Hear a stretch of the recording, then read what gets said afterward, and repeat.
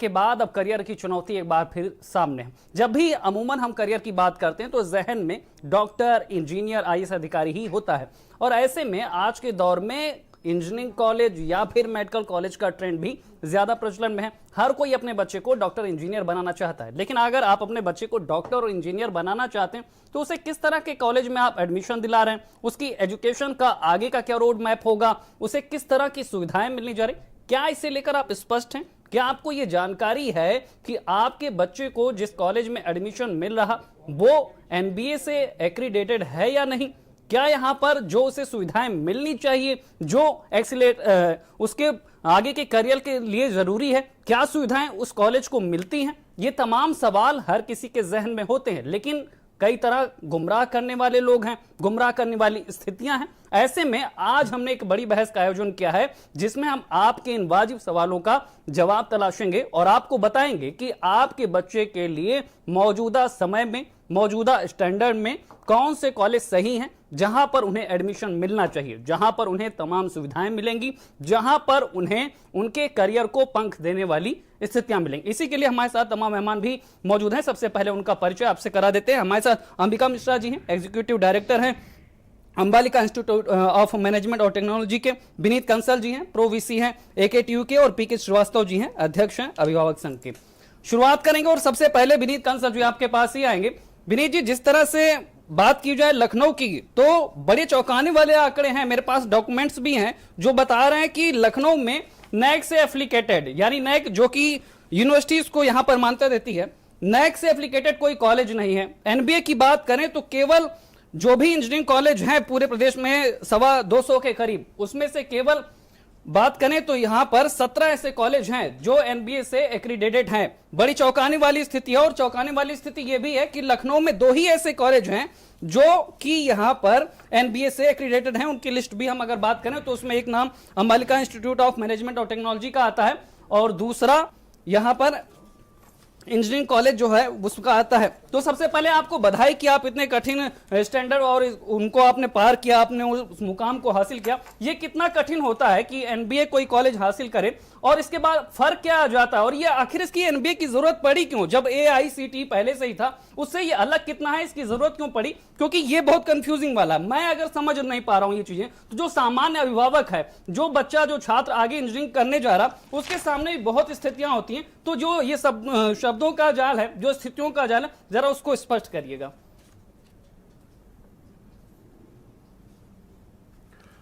नमस्कार। मैं आपके माध्यम से छात्रों को और अभिभावकों को ये बताना चाहता हूँ कि एनबीए जो नेशनल बोर्ड ऑफ एक्रीडिटेशन है, ये क्वालिटी का मानक देखता है विभिन्न विधाओं में, जिसमें इंजीनियरिंग, फार्मेसी, होटल मैनेजमेंट इत्यादि हैं। ये एक क्वालिटी का मानक है और इससे पहले कि उनके यहाँ इसके एक पैनल की विजिट हो, उनको इसके आधार पे मान्यता देने का प्रक्रिया शुरू की जाए, उससे पहले उनकी प्री क्वालिफायर उन्हें भर के सेल्फ असेसमेंट रिपोर्ट सबमिट करनी पड़ती है। उसके कुछ क्राइटेरिया होते हैं, फिर एक्सपर्ट टीम आती है और फिर वो उनको उन पे आधार पे उनके मूल्यांकन करके उनको मार्क्स देती है, उनको ग्रेड देती है और उनका एनबीए का एक्रेडिटेशन होता है। तो NBA accreditation basically outcome based education और उस पर आधारित 10 पैरामीटर्स होते हैं, जिसमें उनके यहाँ faculty contribution, facilities, support system, outcome based education, lab facility, extra curricular activities, first year की एकेडमिक्स, स्टूडेंट सपोर्ट सिस्टम, इन सबको मूल्यांकन किया जाता है एक्सपर्ट कमेटी के द्वारा और उनको इस पे मान्यता, उस पे उनको या तो एक्रेडिटेशन दिया जाता है या नहीं दिया जाता है। एनबीए किसी कोर्स का होता है, संस्था का नहीं होता है। लेकिन विनीत जी, सवाल ये है कि एनबीए की जरूरत पड़ी क्यों, और ये दूसरे जो एआईसीटी पहले से था, नैक यूनिवर्सिटी के लिए है, उससे अलग क्यों है? इसकी आवश्यकता क्यों पड़ती है? और अगर किसी कॉलेज को एनबीए से एक्रेडिटेशन मिलता है तो उसके बाद अंतर किस तरह का आ जाता है? छात्र अगर कोई पढ़ाई कर रहा तो उसकी पढ़ाई पर, उसके परिणाम पर यह किस तरह से असर छोड़ता है? एआईसीटी ही मुख्यतः इंजीनियरिंग और अदर प्रोफेशनल कोर्सेज के लिए रेगुलेटरी फ्रेमवर्क का निर्माण करता है। ऐसे ही आर्किटेक्चर में काउंसिल ऑफ आर्किटेक्चर और फार्मेसी में फार्मेसी काउंसिल ऑफ इंडिया, ये 3 मुख्य नियामक इस समय देश में काम कर रहे हैं। अभी आप लोगों ने देखा होगा न्यू एजुकेशन पॉलिसी आई है जिस पर सभी क्षेत्रों में सभी जगह एक व्यापक चर्चा हो रही है और आज से 15 से 20 सालों में एक नई व्यवस्था की परिकल्पना की गई है जिसके लिए प्रयास शुरू किए गए हैं। आपने जो प्रश्न उठाया कि इसकी जरूरत क्यों है, ये क्वालिटी का पैरामीटर चेक करते हैं और ये क्वालिटी का पैरामीटर्स केवल देश में नहीं, प्रदेश में नहीं, बल्कि विश्व स्तर पर तय करते हैं। और इसमें जो हम लोग एजुकेशन देते हैं तो क्या वो एट पार है ग्लोबल स्टैंडर्ड्स को, और उसकी जो डिलीवरी मैकेनिज्म है, उसका जो आउटकम है, क्या उसका सुनिश्चितकरण किया गया है, नहीं किया गया, इसको वो जांचते हैं। AICTE का पर्पस डिफरेंट है। Council of architecture pharmacy council का जो वो है वो नियामक बोर्ड है और ये क्वालिटी एश्योरेंस के लिए एक बॉडी है। बिल्कुल। अंबिका जी भी हमारे साथ जुड़े हैं। अंबिका जी, जब यहाँ पर बात स्टैंडर्ड की हो रही, क्वालिटी की हो रही, हम कह रहे हैं कि न्यू एजुकेशन पॉलिसी आ रही है, सरकार की ये मंशा भी है कि हम विश्व की जो सिस्टम है, जो एजुकेशन सिस्टम है, उसको टक्कर ले सकें, हम इनोवेटिव हों और हम जो है उनसे टक्कर ले सके। ऐसे में NBA की भी जो स्टैंडर्ड है वो भी उसी की तरह उसी दिशा में जाते हुए ऐसे में आपके इंस्टीट्यूट ने बड़ा मुकाम हासिल किया है, इसके लिए आप बधाई के पात्र हैं। लेकिन अंतर किस तरह का आ जा रहा, और जो दूसरे इंस्टीट्यूट हैं वो उन मानकों से दूर क्यों हैं? उनके लिए आपकी क्या सलाह है, क्या सुझाव है आपके लिए? देखिए, पहले तो मैं आपके प्लेटफॉर्म पे इस बात को, इस मुद्दे को आपने उठाया और स्टूडेंट्स की जागरूकता बढ़ाने के लिए एक बहुत अच्छा काम है। आपको बहुत बहुत भारत समाचार को मैं धन्यवाद देता हूँ। दूसरा, प्रोफेसर विनय पाठक जो हमारे वाइस चांसलर हैं, प्रोफेसर कंसल, दोनों लोग ने इतना मोटिवेट किया लगातार कॉलेजेस को। उसमें से कई कॉलेजेस इस क्षेत्र में काम कर रहे हैं। जैसे हमारा भी 2 बार में हुआ है। एक बार हम लोग ने डाला था तो पूरा सिस्टम पता लगा, उसके बाद फिर हम लोग लगे रहे, काफ़ी मोटिवेट किया हमारे वाइस चांसलर ने, कंसल साहब ने सिस्टम्स बताए और उन सिस्टम्स के अनुरूप जब हम 4 साल चले तब हमको जाके ये एक्रेडिशन मिल पाया है। अभी बाकी कॉलेजेस देखिए प्रतिस्पर्धा होती है, एक को मिला, गवर्नमेंट ने उसके लिए एक क्राइटेरिया सेट किया कि हम ग्रांट्स भी उसी को देंगे, उसी कॉलेज को जो NBA है, हम समाज कल्याण भी उसी कॉलेज को छात्रवृत्ति देंगे जहाँ पे NBA है। इसी तरह बहुत सारी चीज़ें, रिसर्च वर्क है, जो जैसे डिफरेंट स्कीम्स हैं सेंट्रल गवर्नमेंट की जो आती हैं, वो भी NBA आधारित ही कर दी। तो अब बाकी कॉलेजों में एक प्रतिस्पर्धा आएगी और हमें लगता है कि मोटिवेशन से, क्योंकि बहुत अहम बात आपने की कि आपको भी 2 बार में जाके ये मुकाम हासिल हुआ, यानी कि लगातार मेहनत करनी पड़ती है, लगातार उस स्टैंडर्ड को आपको मैच करना पड़ता है। लेकिन जो दूसरे कॉलेज हैं जो गुमराह कर रहे हैं, जो मार्केट में जो है इस तरह की इमेज बनाते हैं, गुमराह करते हैं भ्रामक विज्ञापनों से, वहां पर भी इंजीनियरिंग छात्र चले जाते हैं, उनके करियर पे जो है फिर रुकावटें आती हैं, बाधा आती हैं, जो बाद में उनको पता चलती है। तो इसके लिए भी कोई गाइडलाइंस होनी चाहिए जिससे उनको पता चले, सही जानकारी पता चले कि वो कहां जा रहे हैं, किस इंस्टीट्यूट में पढ़ाई कर रहे हैं, इसके लिए भी कुछ है? देखिए, प्रोफेसर कंसल साहब जानते हैं और विनय पाठक जी ने बहुत अच्छा इसमें ऑनलाइन एजुकेशन पे काम किया है और सारी जानकारी बच्चे को ऑनलाइन उपलब्ध कराई है। इनफैक्ट ये NBA की लिस्ट अगर कंसल साहब ने और हमारे वाइस चांसलर ने अपलोड ना की होती UPSW काउंसलिंग पे, तो शायद बच्चों को, छात्रों को, आपको ये ना मालूम पड़ता। लेकिन ये बहुत अच्छा किया है, इससे लोगों की जानकारी बढ़ेगी। और अगेन मैं आपसे कहता हूं कि इस तरह की न्यूज अगर बच्चों तक पहुंचती है, अभिभावकों तक पहुंचती है, तो शायद उनको सिलेक्शन का मौका मिलेगा। ये भी अभी काउंसलिंग चल भी रही है, तो बच्चों के दिमाग में ये बात स्पष्ट होनी चाहिए। तो अगर कोई बच्चा अभी काउंसलिंग में है तो उसे किन बातों का ख्याल रखना चाहिए? अगर वो ये सोच के एडमिशन ले रहा कि उसको कॉलेज में बेहतर सुविधाएं मिले, बेहतर एजुकेशन के उसे जो है मौके मिले, तो उससे किन बातों का ख्याल रखना चाहिए? और क्योंकि NBA का तो फिर बड़ा असर है। देखिए, मानक तो गवर्नमेंट के सेट हैं और उन मानकों पे जो खरे उतर रहे हैं कॉलेज, वो सारे एक लिस्ट में 19 इंजीनियरिंग कॉलेज हैं जो कि वहाँ पे अवेलेबल हैं। दूसरा, 24 तक बच्चे को शायद अपनी चॉइस लॉक करनी है, तो शुरुआत में ज़्यादा से ज़्यादा चॉइसेस अपनी लेके चले, क्योंकि एक बार वो फ्रीज कर देगा तो दोबारा शायद उसको मौका नहीं मिलेगा चॉइसेस बढ़ाने का। तो सबसे पहले लिस्ट का रेफरेंस ले, यूनिवर्सिटी की रैंकिंग्स देखे और उसके हिसाब से बच्चा सिलेक्ट करे, किसी के कहने पे ना जाए। बिकॉज अपने एड्स तो हर आदमी आज दे सकता है, लेकिन कोई रैंकिंग का एक प्लेटफॉर्म नहीं है जहां पे हम देख सके कि किस कॉलेज की क्या रैंकिंग है। तो ये एक ऑथेंटिक रैंकिंग है जो NBA के माध्यम से या NAC के माध्यम से गवर्नमेंट ऑफ इंडिया ने दी है। स्टेट गवर्नमेंट ने उस पर डिफरेंट चेक्स एंड मेजर्स लगाए हैं कि शायद छात्रवृत्ति से लेकर के बाकी सुविधाओं तक, तो बच्चे उसको देखें और उसको लेके चले, अभिभावक भी वो समझें कि बच्चे का भविष्य वहां सुरक्षित है। बिल्कुल अंबिका जी, बात यहाँ पर छात्रों की हो रही, अभिभावकों हो रही, तो दरअसल छात्र जानते क्या है, NBA को लेकर, NAC को लेकर, AICTE को लेकर काउंसलिंग चल रही, लेकिन उनके जहन में होता क्या है, किस तरह की उनकी जानकारी होती है? पहले बच्चों से ही बात करके हमने बात की है और आपको बताते हैं कि उनके जहन में क्या कुछ होता है। एनबीए क्या है ये हमें मालूम नहीं है, और एनबीए का क्या फ़ायदा फ्यूचर में होगा ये हमें मालूम नहीं है। और एनबीए क्या है, एनबीए एक्रीडेशन क्या है पता नहीं है। मुझे एनबीए के बारे में किसी प्रकार की जानकारी नहीं है। एनबीए क्या है इसके बारे में मुझे कुछ भी नहीं पता है, और आने वाली पीढ़ी, युवाओं और बच्चों के लिए इसका क्या असर पड़ेगा इसके बारे में मुझे कुछ भी जानकारी नहीं। पीके श्रीवास्तव जी, आपने देखा किस तरह से बच्चों को पता ही नहीं है कि एनबीए क्या है, ए क्या है और नेक क्या है और एआईसीटीई क्या है। ऐसे में बच्चे जो अपने भविष्य का चुनाव करने जा रहे हैं वो तो गुमराह हैं। वो सही प्लेटफॉर्म पे जाएं, एनबीए से एफिलिएटेड कॉलेज में, एक्रेडिटेड कॉलेज में जाएं, ये कैसे जागरूकता आएगी? आपका संघ किस तरह से इसमें काम कर रहा है और किस तरह से आप चाहेंगे कि बच्चों को बेहतर भविष्य मिले, उनको सुविधाएं भी मिले जो सरकार से मिलती हैं, जो समाज कल्याण विभाग से मिलती हैं, और सबसे बड़ी बात तो उनके शिक्षा को लेकर ही। देखिए, सर्वप्रथम अंबिकाल मैनेजमेंट इंजीनियरिंग कॉलेज को मैं बधाई देता हूँ कि वो बड़ी मेहनत और लगन के साथ में उस लिस्ट में, एनबीए की लिस्ट में वो शामिल हुए हैं। ये बड़ा विरोधाभास है कि कॉलेज जो मैनेजमेंट हैं वो ठीक से अभिभावकों को जानकारी नहीं मिलती है, जिससे कि हमारे अभिभावक जो छात्र छात्राएँ हैं उनको वो सुविधाओं से वंचित हो जाते हैं, उन अच्छे अच्छे इंजीनियरिंग कॉलेजों का चयन नहीं कर पाते हैं और वो दिग्भ्रमित रहते हैं, उनको जानकारी नहीं होती है।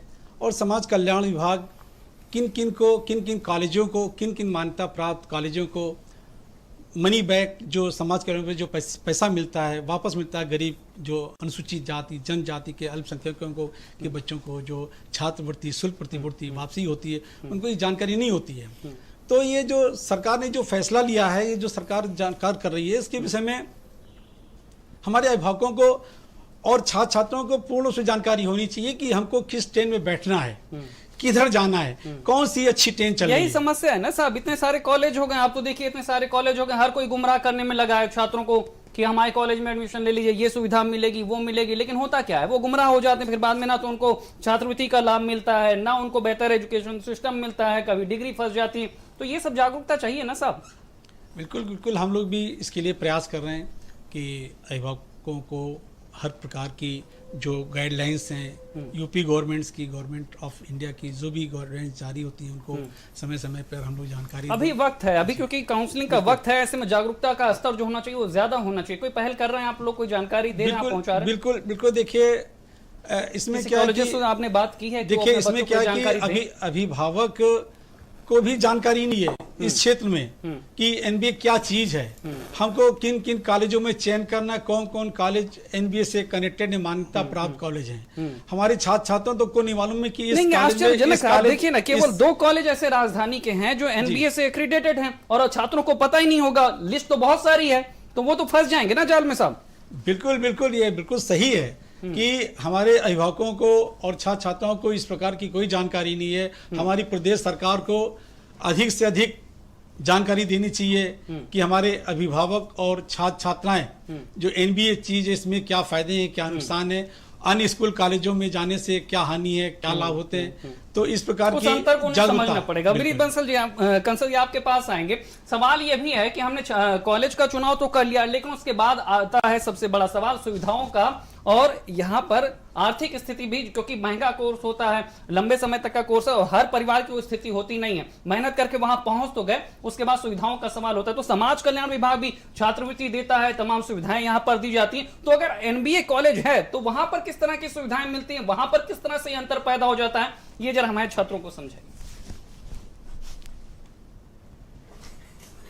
जैसा मैंने अभी आपसे कहा, मैं फिर से बात की पुनरावृत्ति करना चाहूंगा कि एनबीए एक्रेडिटेशन किसी कोर्स विशेष का होता है, कॉलेज का नहीं होता है, डिपार्टमेंट का नहीं होता है। एक कॉलेज के अंदर, उस डिपार्टमेंट के अंदर विभिन्न कोर्स संचालित हो सकते हैं। जैसे फॉर एग्जांपल एक कॉलेज है एक्स, उसके अंदर computer science and engineering department है। अब वहां पे बीटेक आईटी भी है, बीटेक सीएस भी है, B Tech computer science and artificial intelligence भी है, एमटेक प्रोग्राम भी है, एमसीए भी प्रोग्राम्स है। जरूरी नहीं है कि वो सारे प्रोग्राम्स वहां के एनबीए एक्रेडिटेड हों, कुछ हों, कुछ ना हो या सभी हों। तो ये कोर्स स्पेसिफिक होता है, ना कि डिपार्टमेंट, ना कि कॉलेज। तो पहली तो मुख्य बात ये है। दूसरी बात ये है कि हम लोगों के साइट पे, डॉक्टर एपीजे कलाम टेक्निकल यूनिवर्सिटी की साइट पे एक नो योर कॉलेज पोर्टल है। उस पे सभी कॉलेजों के बारे में क्या फैसिलिटीज हैं, उनकी वेबसाइट के लिंक्स, वो सब अवेलेबल रहते हैं। वहां पे जाके कॉलेजों को देखा जा सकता है। इसके अतिरिक्त जो एनबीए एक्रेडिटेड कोर्सेज हैं, उनके संस्थान की जो लिस्ट है, ऐसे लगभग 70 के करीब कोर्सेज हैं जो एनबीए से एक्रेडिटेड हैं, जिसमें फार्मेसी के हैं, इंजीनियरिंग के हैं और एमसीए के हैं। उनकी लिस्ट हमारी वेबसाइट पे है। उसका लिंक upsee.nic.in की साइट पे भी है। वहां पे जाकर के भी छात्र उनको देख सकते हैं। एनबीए एक्रेडिटेड, जैसे मैंने पूर्व में बताया, एनबीए एक्रेडिटेड कोई कोर्स है तो वो पहले से ही जो उनका एक्सपर्ट पैनल है वो वहां पे जाकर के सभी मूलभूत सुविधाओं का 10 पैरामीटर्स पे एवेल्युएशन करते हैं, 360 डिग्री एवेल्युएशन करते हैं। और आउटकम बेस्ड एजुकेशन क्या वहां पे हो रही है, डिलीवरी उसकी हो रही है नहीं हो रही है, फैकल्टी के मानक पूरे हैं नहीं है, रिसर्च कैसी है, वहां पे स्टूडेंट के लिए सपोर्ट सिस्टम कैसा है, ग्रेवेंस मैकेनिज्म कैसा है, कैरिकुलम की डिलीवरी का मैकेनिज्म कैसा है, उनके विजन से वो सब चीजें अलाइंड है नहीं है, इन सब चीजों का वो इंश्योर करते हैं। प्लेसमेंट, एंटरप्रेन्योरशिप भी उसका एक इंपॉर्टेंट पार्ट है। और उन सब चीजों का जो अनुपालन है, उसका असेसमेंट है, उस टीम के द्वारा किया जाता है। बिल्कुल अंबिका जी, जिस तरह से विनीत जी बात करें, उसके बाद आपकी उपयोगिता और बढ़ जाती है क्योंकि आपके कोर्सेज जो है एनबीए से एक्रेडिटेड हैं। तो आपका सुझाव क्या है दूसरे इंजीनियरिंग कॉलेजों के लिए या दूसरे कोर्सेज के लिए जिसमें अब छात्र एडमिशन लेने जा रहे हैं? स्थितियां किस तरह से उनके बदल रही हैं, चुनौतीपूर्ण हो रही हैं, इसमें क्या भूमिका हो जाती है इन कॉलेजों की और किस तरह से छात्रों को इन स्थितियों को समझना चाहिए? देखिए, पहले तो मैं आपको ये बताना चाहूँगा कि कोई भी छात्र को कोई कॉलेज फंसाता नहीं है या फंसते नहीं है। हर कॉलेज को एक ग्रांट, एक बेसिकली यूनिवर्सिटी से परमिशन मिली हुई चलाने की, और कॉलेज बच्चे को खुद तय करना चाहिए कैसा ये कॉलेज है। और जहाँ तक रही बात की प्रतिस्पर्धा की, तो धीरे धीरे जब ये प्रतिस्पर्धा बढ़ेगी तो जैसे हमारे यहाँ प्रैक्टिकल कोर्सेज हैं, जितने भी रोबोटिक्स के लैब हैं, 3D प्रिंटिंग के लैब्स हैं और CNC के लैब्स हैं, ये सब उन्होंने अलग से लगवाए। जितने मानक थे उसके बियॉन्ड जाके लगवाए, जबकि उसकी रिक्वायरमेंट मानकों में नहीं थी। तो इन सब कुछ वजहों से हमारा बियॉन्ड एकेडमिक्स का प्रोग्राम चला। इसमें सबसे बड़ा हम श्रेय देते हैं हमारे चेयरमैन और चेयरपर्सन को, ब्रिजेश चंद्र मिश्र जी को एंड रमा मिश्रा जी को। उन्होंने बोला, सबसे पहला उनका जब हमारा कॉलेज ये बन रहा था तब उन्होंने कहा था कि हम ऐसा बच्चा बनाए जो नौकरी ना करे लेकिन नौकरी देने लायक बने। ये सोच दिखानी पड़ेगी सबको। तो नौकरी देने लायक जब बच्चा बनेगा तो नेचुरल सी बात है उसको स्किल आनी चाहिए, उस तरह की स्किल्स उसमें होनी चाहिए। और एनबीए कोर्सेज में जब वो एडमिशन ले रहा है तो इसकी सर्टिफिकेशन पे भी जो उसको डिग्री मिलेगी उस पे भी एनबीए लिखा होगा, तो वो इंटरनेशनली वैलिड होगी। जितनी भी कंपनीज प्लेसमेंट के लिए आती हैं, कुछ कंपनीज जो अच्छी कंपनीज हैं वो सिर्फ एनबीए कॉलेजेस या एनबीए कोर्सेज को ही इंटरटेन करती हैं।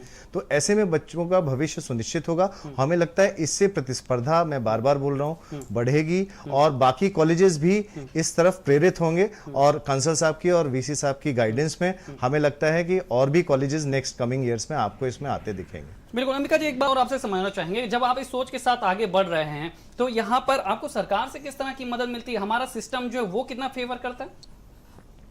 देखिए, क्योंकि हमने देखा कि अलग अलग राज्यों में अलग सिस्टम है। बिहार की बात आपसे हो रही थी, महाराष्ट्र की बात हो रही थी, या इंटरनेशनली जो सिस्टम है उसमें हम कहां पे खड़े नजर आते हैं? देखिए, जो इंजीनियरिंग का युग शुरू हुआ वो शायद महाराष्ट्र और पुणे उस तरह से शुरू हुआ। हमारे आपके सबके परिवार में बच्चे पहले उधर ही पढ़ने जाया करते थे।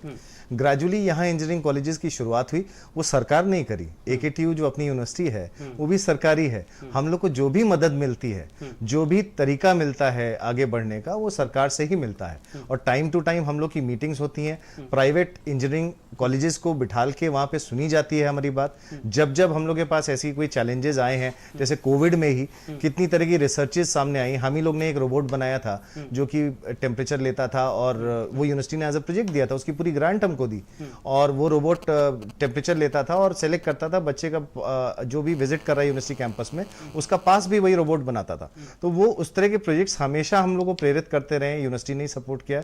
अभी गवर्नमेंट, ये वाइल्ड लाइफ डिपार्टमेंट में हम लोग ने काफी उपयोग करके कैमरा ट्रैप्स लगाए हैं, कैमरा ट्रैप्स बनाए हैं उनके लिए और पूरी कंसल्टेंसी कर रहे हैं। तो ये सारी चीजें बिना यूनिवर्सिटी के, बिना गवर्नमेंट के सहयोग के नहीं हो सकती। लेकिन जागरूकता का भी बिंदु है, आपको लगता है जिस तरह से छात्र अभी उनको पता नहीं है कि एनबीए क्या है, नैक क्या है, AICTE क्या है? देखिए, आपका ये चैनल पहला चैनल है जिसने इस मुद्दे को उठाया, और ये एक बहुत गंभीर मुद्दा है। देखिए, 2 लाख बच्चा काउंसलिंग में बैठने जा रहा है, और इतने गंभीर मुद्दे को आपके चैनल ने सर्वप्रथम उठा के ये उनके भविष्य के लिए बहुत ही अच्छा काम किया है। हम कहते हैं 19 कॉलेजेस में ये कोर्सेज रन हो रहे हैं जो एनबीए एक्रेडिटेड हैं। उसके बियॉन्ड भी अच्छे कॉलेजेस हैं, ऐसा नहीं है अच्छे कॉलेजेस नहीं है, लेकिन जिसको छात्रवृत्ति चाहिए वो ऐसे कोर्सेज में एडमिशन ले, क्योंकि छात्रवृत्ति उसी पे बेस हो गई है। अगर आपको मतलब उस तरह की सुविधाएं चाहिए, जरूरत है, तो आप ये बात समझें। पीके श्रीवास्तव जी, वक्त की कमी है, आपसे फाइनल कमेंट चाहेंगे कि अब तो एक कड़ी की तरह हो गया, आपको कॉलेज की जो जिम्मेदारी वो तो निभा रहा है, अभिभावक की भी अपनी जिम्मेदारी है, छात्र की भी अपनी जिम्मेदारी, तो कैसे सामंजस्य आप बैठाएंगे और क्या भूमिका होगी अब आपकी? देखिए, सरकार को इसमें इंटरफेरेंस करना चाहिए कि जो हमारे अभिभावक हैं, जो छात्र छात्राएं हैं, उनको इंजीनियरिंग कराने के लिए जो छात्रवृत्ति, जो शुल्क प्रतिपूर्ति दी जाती है, इसके पूर्व में भी बहुत मामले आए, अरबों रुपए घोटाले हुए छात्रवृत्ति में। बहुत से इंजीनियरिंग कॉलेजों ने इसमें घोटाले किए और बच्चों को ना दे करके बहुत से घोटाले किए गए इसमें। तो ये सरकार का जो दिशा है, ये बहुत ही सराहनीय कार्य कर रही है सरकार, यूपी गवर्नमेंट। और जो हमारे छात्र छात्राएं, अभिभावक इस छात्रवृत्ति से, शुल्क प्रतिपूर्ति से, और जिनको जानकारी नहीं होती वो बेचारे अन्य किसी कॉलेज में चले जाते हैं और उनका भविष्य अंधकार में हो जाता है। उनको जानकारी नहीं होती है, उनका जानकारी का अभाव होता है, वो जागरूक नहीं होते। ये जानकारी हर किसी तक पहुंचे, यस, सबको जानकारी होनी चाहिए। वक्त की कमी है, फाइनल कमेंट विनीत कंसल जी आपसे लेंगे। अब जब काउंसलिंग चल रही तो आप क्या संदेश देंगे, क्या सुझाव देंगे तमाम जो कॉलेज हैं जिनके कोर्सेज एनबीए से एक्रेडिटेड हैं और जो नहीं है, और वो छात्रों को अब क्या करना चाहिए आगे? हमारा सभी छात्रों से आह्वान होगा, उनसे निवेदन होगा कि वो अपने मैक्सिमम चॉइसेस भरें, क्योंकि चॉइसेस पे कोई लिमिटेशन नहीं है। और भरने से, चॉइसेस को भरने से पहले कॉलेज की वेबसाइट पे जाकर के, यूनिवर्सिटी की वेबसाइट पे जाकर के कॉलेज के बारे में, कॉलेज में डिलीवर हो रहे उन कोर्सेज के बारे में अच्छे से गहन ताल कर लें, और उसके बाद चॉइसेस को अपनी लॉक करें। लॉक करने में बिल्कुल जल्दीबाजी ना करें, किसी के बहकावे में ना आए, अपने विवेक से काम लेते हुए चॉइसेस को लॉक करें। हमारे माननीय कुलपति महोदय प्रोफेसर विनय कुमार पाठक जी के नेतृत्व में हमने सभी कॉलेजेस के लिए और छात्रों के लिए बार बार इस तरह के काउंसलिंग सेशन आयोजित किए, जिसमें ये पता लगे, छात्रों को भी पता लगे, प्रेस कॉन्फ्रेंस के माध्यम से भी ये बताया है कि छात्र कोर्स ऑप्ट करते हुए सजग रहें। विनय जी, जो तमाम कॉलेज हैं जो लगातार मेहनत कर रहे हैं, जो इस क्षेत्र में बहुत अच्छा कर रहे हैं, उनके लिए क्या सुझाव, क्या संदेश देंगे आप? जो अच्छा कर रहे हैं उन्हें और अच्छा करना है, उनको आगे NIRF national institutional ranking framework पे काम करना है, उसमें अपनी जगह बनानी है। और जो छात्र, जो इंस्टीट्यूशंस अभी NIRF में नहीं आए हैं, NBA एक्रेडिटेशन नहीं ले पाए हैं, NAC एक्रेडिटेशन संस्थान के लिए नहीं ले पाए हैं, उन्हें उसमें काम करना है। ये एक सतत प्रक्रिया है, जैसे अभी मेरे को पैनलिस्ट ने कहा, ये ओवर द नाइट नहीं होने वाला है, इसमें समय लगता है और एक सतत चलने वाली प्रक्रिया है। क्वालिटी एक लंबी प्रक्रिया होती है और इसके लिए मनन से, टीम वर्क से, सबके साथ से लगना होता है। बिल्कुल, टीम वर्क की जरूरत तो है ही, और साथ ही जरूरत है यहाँ पर कि हर कोई जागरूक हो, क्योंकि हर स्तर पर अब एक दूसरे से जुड़ाव है, और अगर आपको अपने करियर के बारे में गंभीरता से सोचना है तो इन चीजों को भी जानना बहुत जरूरी है। फिलहाल आज की बहस में इतना ही। तमाम मेहमानों और दर्शकों का बहुत बहुत शुक्रिया। नमस्कार।